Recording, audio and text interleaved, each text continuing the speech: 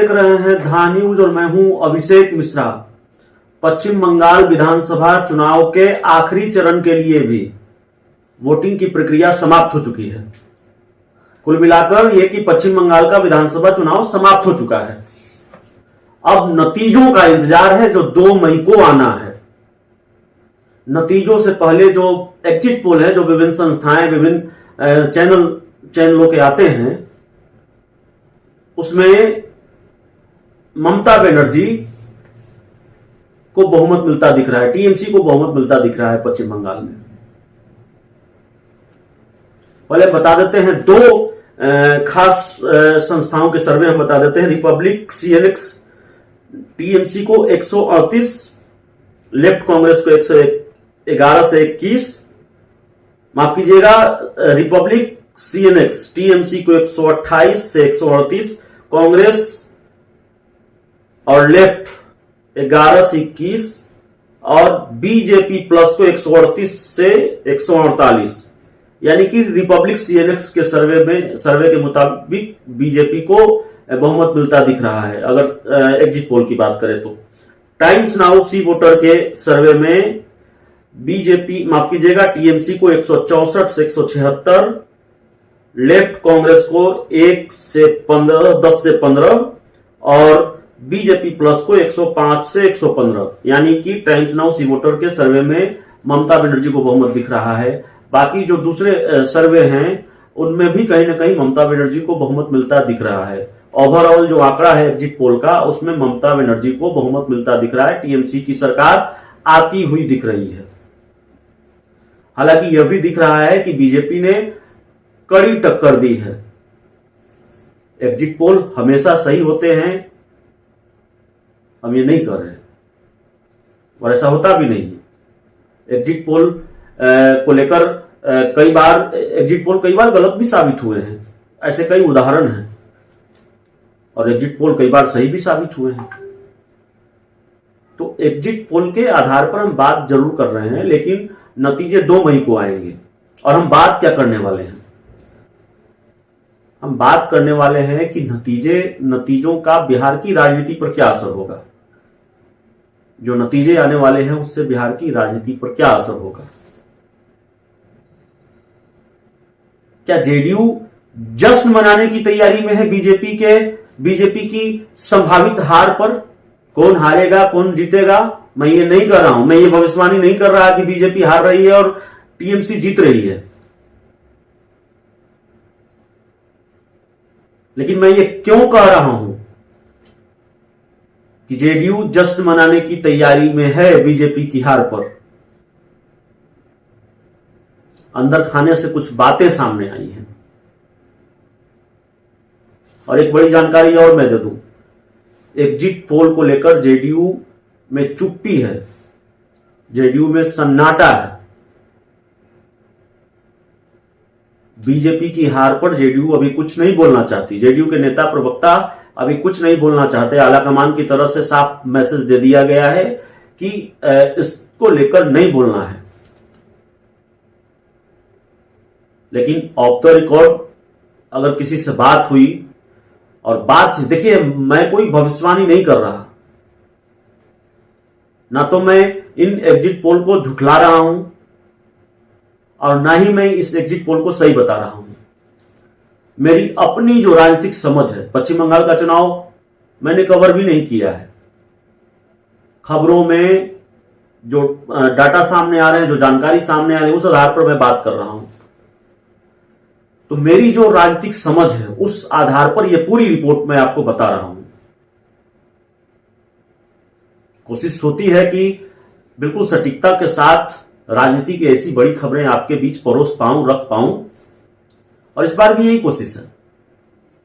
अंदर खाने से जो बातें सामने आ रही है, जो खबरें सामने आ रही है, ऑफ द रिकॉर्ड बहुत सारी चीजें होती हैं, आप जानते हैं, और उससे जो कुछ भी निकलकर सामने आ रहा है, जेडीयू बहुत गदगद है।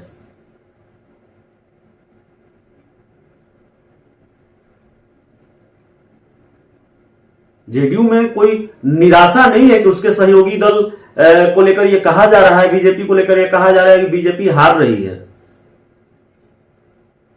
हालांकि पिछले चुनावों के मुताबिक बहुत बेहतर परफॉर्मेंस कर रही है, लेकिन पश्चिम बंगाल में सरकार अगर ममता बनर्जी की बन रही है तो जेडीयू को कोई बहुत आपत्ति नहीं है। और जेडीयू के जो कुछ लोग हैं वो गदगद हैं, जेडीयू गदगद है। प्रत्यक्ष तौर पर जश्न नहीं मनाया जा सकता बीजेपी की हार पर, अगर होती है तो, लेकिन अप्रत्यक्ष तौर पर जश्न जैसा ही माहौल है। तो जो बंगाल विधानसभा चुनाव परिणाम के बाद जो सबसे बड़ा असर बिहार की राजनीति में होने वाला है वो यही होने वाला है। बीजेपी और जेडीयू के जो रिश्ते रहे हैं, आप जानते हैं किस तरह के रहे हैं। दोस्ती में या गठबंधन में अगर गांठ पड़ जाती है तो फिर वो बहुत आसानी से खत्म नहीं होती। बीजेपी और जेडीयू के रिश्तों में गांठ एक बार पहले भी पड़ चुकी है, जब नीतीश कुमार ने बीजेपी को छोड़ा और आरजेडी को साथ लिया। और दूसरी सबसे बड़ी गांठ जो बिहार विधानसभा चुनाव के बाद पड़ी, जब अरुणाचल प्रदेश में बीजेपी ने जेडीयू के विधायकों को अपने पाले में मिला लिया। एक वक्त लगा कि जेडीयू बीजेपी के रिश्ते सामान्य हो गए हैं या हो रहे हैं, लेकिन इस वक्त जो स्थिति और परिस्थिति है, जिस तरह से खबरें सामने आई हैं, जिस तरह से मामले सामने आए हैं, नाइट कर्फ्यू को लेकर बीजेपी प्रदेश अध्यक्ष संजय जायसवाल का बयान कि यह फैसला उनको समझ में नहीं आया, और उसके बाद उपेंद्र कुशवाहा का बयान, और उसके बाद बीजेपी नेताओं का वार और पलटवार, जो झगड़ा सामने आया, उससे साफ लगा कि दोनों दलों के बीच के रिश्ते सामान्य नहीं हैं। तो पश्चिम बंगाल विधानसभा चुनाव में अगर बीजेपी को अपेक्षा के हिसाब से परिणाम नहीं मिलते तो बिहार की राजनीति पर उसका असर होने वाला है। जेडीयू आक्रामक होगी और जेडीयू के खेमे में खुशी की लहर है। तो सबसे बड़ा असर पश्चिम बंगाल के चुनाव नतीजों के बाद क्या होगा, यह तस्वीर तब और साफ होगी। लेकिन एग्जिट पोल का असर मैं आपको बता रहा हूं।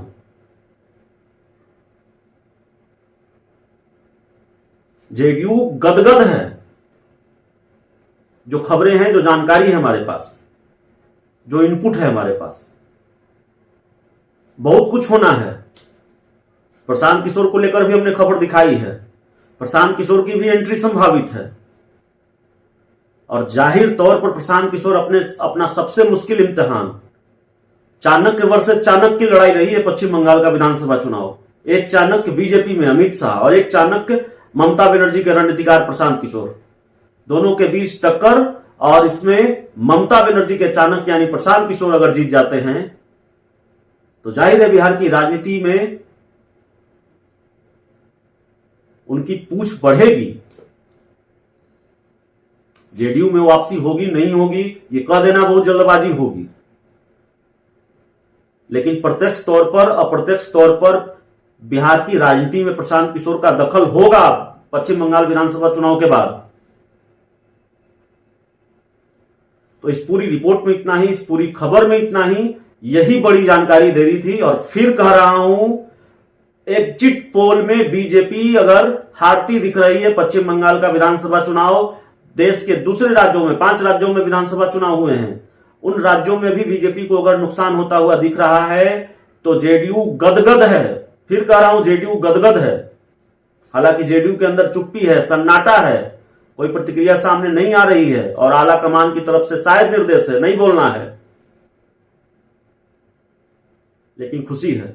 अब चुनाव नतीजों के बाद बिहार की राजनीति पर इसका और क्या असर होगा, दोनों दलों के बीच की सियासत पर, दोनों दलों के बीच के रिश्ते पर और क्या असर होगा, वो देखना बड़ा दिलचस्प होगा। लेकिन पश्चिम बंगाल के विधानसभा चुनाव नतीजों के बाद बिहार की राजनीति पर असर होना है। अगर आपने अब तक हमारे चैनल को सब्सक्राइब नहीं किया है तो जरूर कर लीजिए। बहुत बहुत धन्यवाद।